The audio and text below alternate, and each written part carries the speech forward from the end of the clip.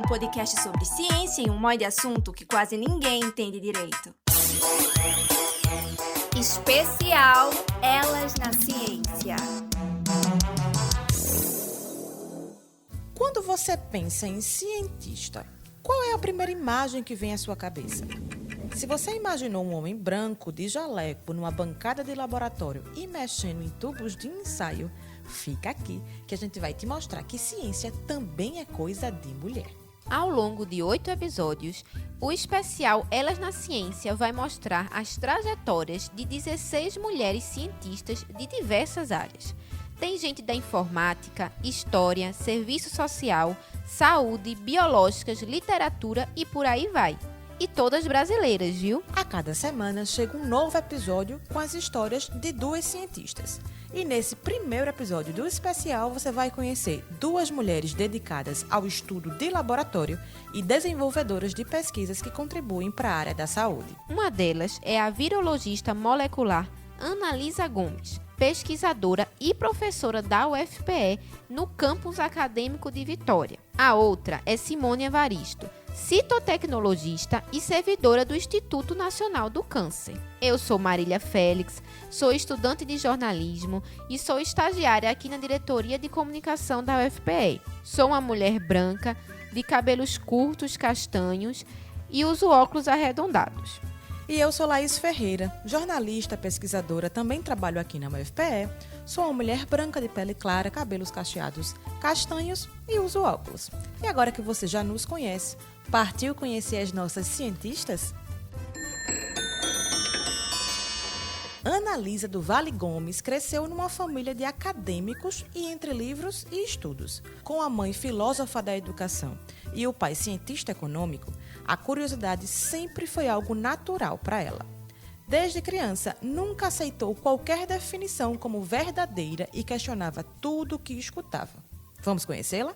Eu me vejo como uma mulher brasileira, com toda a mistura possível que uma brasileira pode ter, de cabelos cacheados, de pele parda, de estatura de 1,60 m e pouquinho, muito curiosa e mãe, e que segue uma vida mutante, assim, na intenção de observar o que acontece e me permitir estudar coisas novas. Eu acho que o que é interessante a gente perceber é essa capacidade que, com a maturidade que a vida vem me trazendo, eu tenho 43 anos, cada vez mais eu quero estudar outras coisas e observar outras áreas, assim, né? Então, eu me vejo como essa curiosidade é o que me move, né? E que me joga para um equilíbrio necessário entre a vida profissional e minha vida familiar.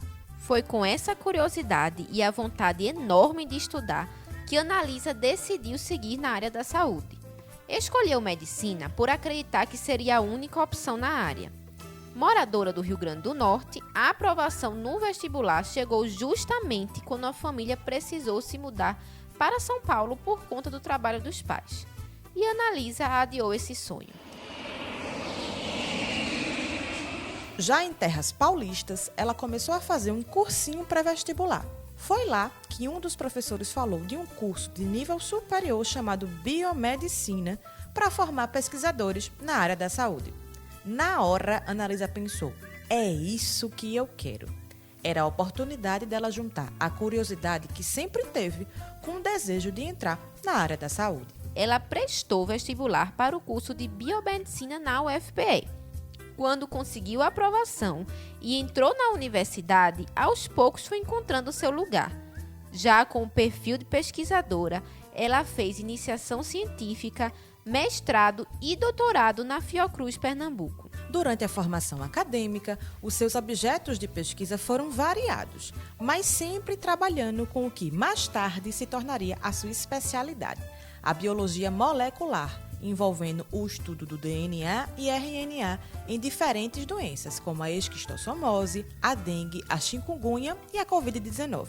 Inclusive, no mestrado, ela participou de uma patente relacionada ao desenvolvimento de um método molecular para diagnóstico do Schistosoma mansoni, o agente da esquistossomose. Ainda bem que eu consigo me espalhar. Eu digo ainda bem porque é muito bom, assim, você está conversando com outras áreas e está sempre curioso para ver o que é que está acontecendo. Mas existe uma linha, né? Assim, que eu posso até estudar outras coisas, mas eu sempre volto que é a pesquisa molecular. Então, eu estou sempre estudando com DNA, RNA, expressões dessas moléculas. E aí, na iniciação científica, que puxou para o mestrado muito diretamente, foi o desenvolvimento de técnicas moleculares, ou seja, pesquisa de DNA de parasitas. E eu trabalhava com esquistossomose. Então, a gente desenvolveu uma metodologia de identificar o DNA do parasita da esquistossomose, que é aquela doença que é transmitida pelo caramujo, da barriga d'água, né? Então, a gente desenvolveu tecnologias de identificar o DNA desse parasita em diferentes localidades. Então, isso foi mestrado e doutorado. Já no final do mestrado, isso tudo sob a supervisão do Dr. Frederico Cabal, meu grande mentor, assim, uma pessoa incrível e que, infelizmente, não está mais com a gente, mas que fez toda a minha formação até metade do mestrado.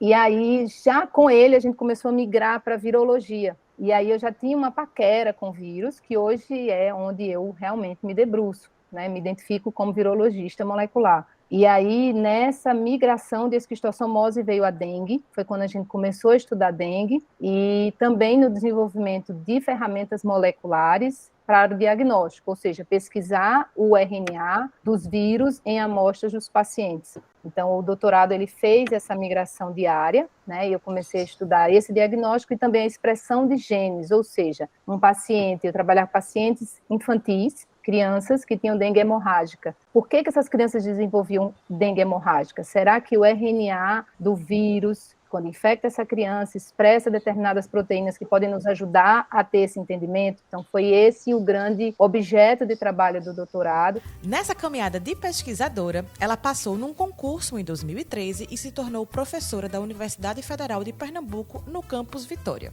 A partir daí, começa um novo capítulo na vida de Analisa. A atividade docente permitiu que ela enxergasse novos caminhos e levasse a ciência para ainda mais pessoas. Como professora, ela conhece a extensão e resolve começar um projeto junto com as pesquisas que desenvolvia. Na época, Analisa estudava o vírus da chikungunya e, a partir da ideia dos seus alunos, ela formulou um projeto de extensão. A ideia era submeter os pacientes que tiveram chikungunya às práticas de exercícios físicos para diminuir as dores e melhorar a qualidade de vida. O projeto foi um verdadeiro sucesso, viu? Analisa e os seus alunos saíram às ruas da cidade de Vitória de Santo Antão, perto do Recife, com megafones, para chamar pacientes que tinham ou que tiveram chikungunya e que sofriam de dores para participar do projeto. Durante a execução, ele também virou um projeto de pesquisa, tendo como resultado a melhoria significativa da qualidade de vida dessas pessoas que tiveram a doença. E a Analisa não parou por aí. Sentia a necessidade de estudar mais e melhorar as suas aulas. Então, ela decidiu fazer um pós-doutorado na Nova Zelândia em busca de aprender sobre tecnologias digitais na educação. Estava tudo certo para começar em 2020. Mas surgiu o que o mundo não estava esperando: a pandemia da Covid-19. O vírus é uma variante do coronavírus, mas se sabe muito pouco sobre ele até agora. Os casos da doença passam de 9.300 em 20 países. Com o fechamento das fronteiras, Analisa adiou o pós-doutorado, mas não desistiu de pesquisar. Como virologista molecular e com experiência em realizar procedimentos com PCR, ela sabia que precisava fazer algo para ajudar naquela situação. Foi então que, junto com as professoras Mariana Pinheiro e Alice Araújo e os alunos Alexandro Doleron e Ramon Nascimento, que eles começaram a fazer a sorologia, ou seja, a análise do soro sanguíneo dos trabalhadores da área da saúde dos hospitais da cidade de Vitória. Assim, eles conseguiam saber se aquela pessoa tinha algum tipo de anticorpo de proteção contra a Covid-19. Esse estudo foi essencial para auxiliar na condução desses profissionais de saúde na cidade de Vitória e nas regiões vizinhas. Como não tinha vacina, então precisava saber se aqueles profissionais já tinham tido a doença e se tinha algum tipo de proteção para que ele pudesse voltar a atuar na UTI, ou não, se ele é grupo de risco, ele não tem anticorpo, então ele não deve voltar, entende? Então a gente tentava auxiliar nessa conduta dos profissionais de saúde lá de Vitória e das regiões de redondeza. Esse projeto foi super importante, ainda mais para um momento tão desafiador como esse. Depois dos estudos e do acervo sorológico que o projeto criou, o pós-doutorado de Analisa já surgia novamente. A pandemia estava mais controlada e o mundo abria suas fronteiras. E em novembro de 2022, Ana-Lisa e a sua família partiram rumo à Nova Zelândia em busca de uma nova qualidade de vida e novos conhecimentos. Hoje, ela faz pós-doutorado em tecnologias digitais no ensino superior na Universidade de Auckland. Mas Ana-Lisa já está cheia de planos para as novas pesquisas quando ela voltar ao Brasil. Entre eles, quer ingressar na área de vigilância molecular, pesquisando os vírus que circulam em mosquitos. Ana-Lisa não para. A sua curiosidade, que desde criança habita o seu modo de viver, é o que move a cientista. E é entre laboratórios e estudos que ela mudou e continua mudando a sociedade. Então, eu como cientista, como pesquisadora, hoje me defino como uma virologista molecular, uma pessoa que estuda as moléculas, molécula de RNA e DNA, no universo da virologia, seja com pesquisas de diagnóstico, pesquisas imunológicas, e que utiliza ferramentas diversas para fazer essas análises, como a bioinformática e a inteligência artificial. Então, eu gosto muito desse projeto de Covid mesmo, a gente tem colaborações com a área de engenharia, com a área da matemática. Então, uma pessoa que tem um eixo, sabe o eixo que pertence, biologia molecular, mas que não hesita em olhar para outras áreas para agregar nesse conhecimento. A curiosidade também é o que impulsionou Simone Maia Evaristo a se tornar bióloga, citotecnologista, servidora do Instituto Nacional do Câncer e presidenta da Associação Nacional de Citotecnologia. E sabia que tudo isso começou quando ela olhou uma plantinha nascendo em meio ao chão de cimento? Pois é. Então vamos conhecer Simone e a sua história. Sou Simone, sou uma mulher baixinha, negra, com os cabelos cacheados, bem fofinha, bem gordinha, que eu adoro comer, bem gordinha. Estou com óculos azul, tipo gatinha, né? Parece até uma piruazinha. Com uma blusa branca, com um detalhe preto na gola. E eu adoro falar, não sei se vocês perceberam, eu falo muito. Adoro sorrir, estou sorrindo agora. Tá com os brinquinhos azulzinhos, que de vez em quando a minha fase peru é usar essas bijuterias brilhosas, né? Que eu gosto muito. Filha de Dona Celi, Simone cresceu sob os cuidados da mãe e dos avós maternos. Natural do Rio de Janeiro, ela estudou toda a sua vida em escolas públicas. Era conhecida por ser ótima aluna, aprendeu a ler sozinha, ganhou prêmio na escola por ter lido todos os livros da biblioteca e era disputada pelos grupos nas feiras de ciências. Até que a pulguinha da curiosidade direcionou Simone para o curso universitário. Depois de ver uma plantinha nascendo no chão de cimento que ficava no quintal da sua casa, ela decidiu que queria descobrir como aquilo acontecia. Foi então que ingressou no curso de Ciências Biológicas. Que você, na adolescência, tem que fazer uma carreira. Eu, sinceramente, queria fazer uma coisa que gostasse, né? Aí teve uma vez que eu estava em casa, meu quintal era de cimento, e eu vi uma plantinha pequenininha saindo no cimento. Eu achei aquilo tão maravilhoso. Eu falei, gente, não tem terra, não tem nada. E essa sementinha conseguiu brotar. Eu queria fazer botânica, aprender como é que aquela força dentro de um cimento e a vida, a planta surgindo. Né? Eu queria aprender sobre isso. Foi aí que eu acabei na biologia, queria até fazer botânica, mas acabei caindo em outra área de saúde. Assim, a entrada foi por isso. Deu aquele estalo, aquela coisa que você observa na natureza, a força da natureza. E a biologia, ela é, como se diz, ela é um ponto para todas as outras áreas de saúde. Já estudante da graduação, Simone optou por se matricular numa faculdade com aulas à noite para que ela pudesse trabalhar e ajudar no sustento da casa. Então, nos 3 primeiros anos da faculdade, ela trabalhava num colégio próximo da sua casa durante o dia e estudava à noite. Mesmo com essa correria, os estudos de Simone foram extraordinários. Ela cursou praticamente todas as disciplinas disponíveis no curso. Ela ia estudar na biblioteca aos sábados e já foi em aulas em que ela era a única aluna na sala. Foi com essa paixão grande pelo curso e pela profissão de bióloga que no último ano da faculdade, Simone pediu demissão da escola e entrou num estágio na área de análises clínicas. Lá, ela conheceu a citologia clínica, uma área que estuda as células de uma determinada parte do corpo para saber se há o surgimento de algum tipo de doença. Durante esse estágio, ao escutar de outra técnica do laboratório que ela tinha talento para essa área e que poucas pessoas entendiam do assunto, ela resolveu abraçar a citologia de vez. Já decidida pela área, ela foi fazer um curso técnico em citologia oferecido pelo Instituto Nacional do Câncer, o INCA. Mas aí surgiu um problema. Para fazer o curso, ela precisava ser funcionária pública da entidade. E não é que ela prestou o concurso e foi aprovada? 6 meses depois, Simone já era servidora do INCA e a futura citotecnologista. Então, como professora do Instituto, ela também se tornou cientista na área de citotecnologia, procurando a existência de indícios de câncer nas células. Mas, até aí, ser chamada de cientista era algo estranho para ela.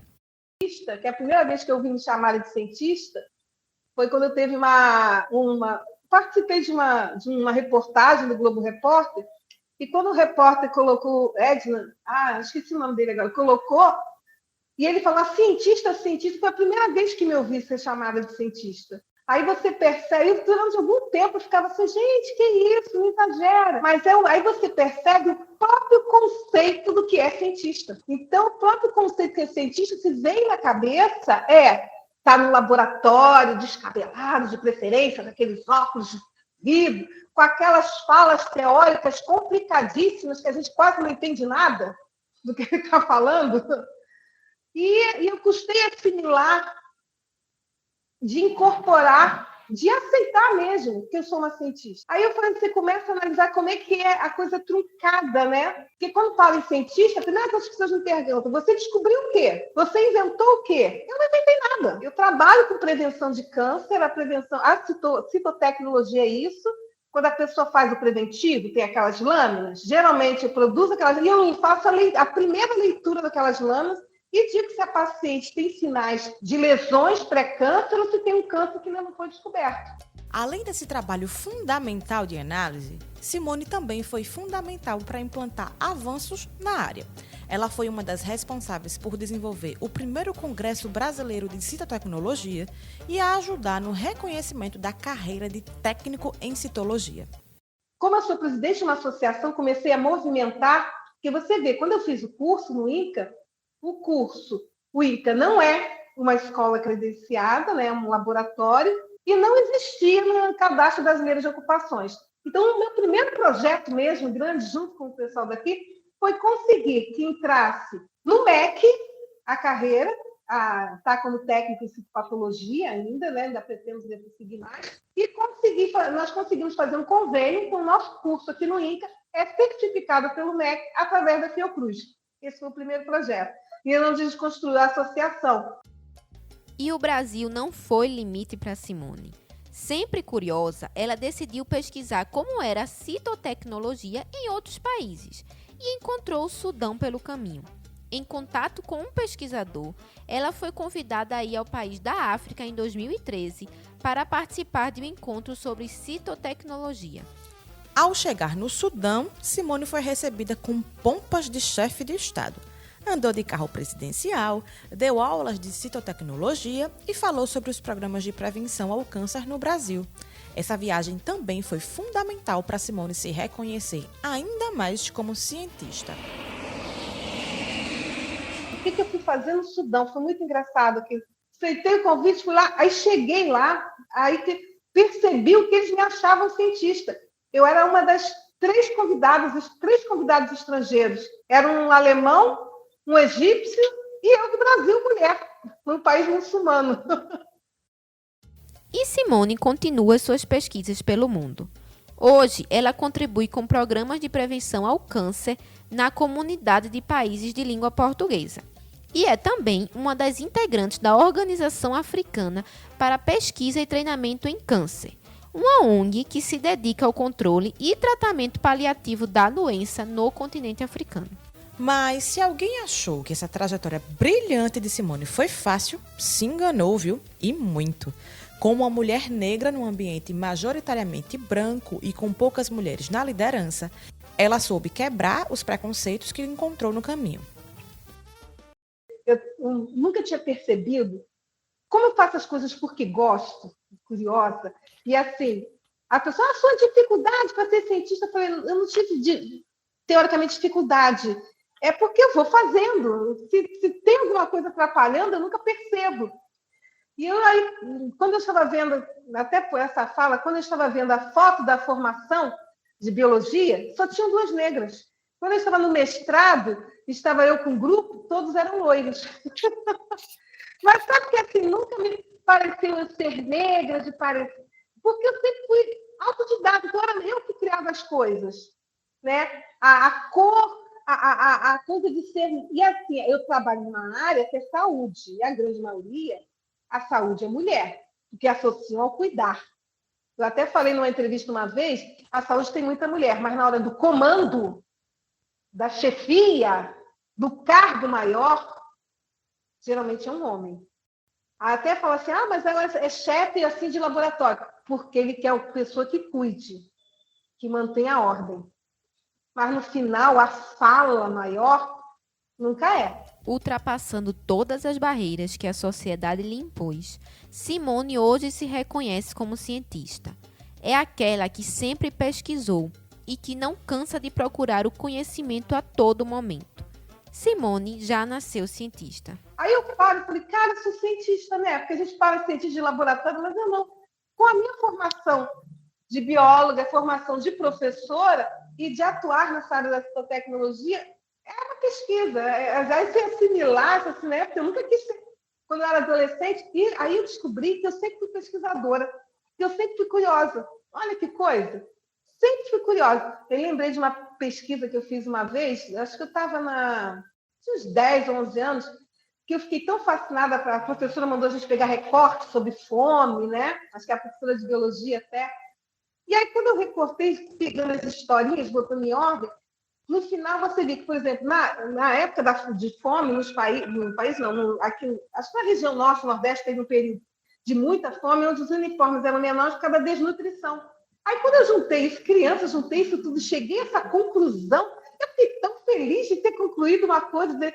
Nisso eu já estava fazendo pesquisa, mas sabe que pesquisa é aquele Einstein, aquele cara que faz aquelas fórmulas complicadas, que você fica fingindo que entende, para não pensar que você é burro, né?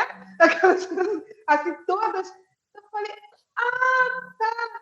Então, aí, quando eu vejo o que eu estou produzindo agora, eu falei, gente, é pesquisa. Olha, mas é uma pesquisa, não é aquela pesquisa de descobrir alguma coisa, mas você está ampliando a formação e a atuação num combate de uma doença por vários países. Ufa, eu tô até sem fôlego depois de contar as histórias dessas 2 mulheres brilhantes. E tem muito mais na nossa série especial sobre mulheres cientistas, viu? No próximo episódio você vai conhecer 2 irmãs professoras de universidades públicas aqui no Brasil e que dão o nome na área do serviço social. Gostou e quer conhecer mais sobre as cientistas? Segue a gente lá nas redes sociais. É @Desteoriza no Instagram, Facebook, Twitter e TikTok. Aproveita e segue também o nosso podcast no seu tocador preferido. É só clicar aí no botão seguir que está na sua tela da página de onde você está nos ouvindo. E fica de olho, viu? Vai ter muita coisa boa no nosso especial Elas na Ciência. Esse episódio do Desteoriza foi produzido por Jonas Lucas Vieira, teve pesquisa, entrevista, roteiro e apresentação de Marília Félix e Laís Ferreira, edição de Laura Marinho, pós-produção de Felipe Silva e design de Ludovico Soares, Sandra Chacon e Marcos Melo. A gente te espera no próximo episódio. Até lá!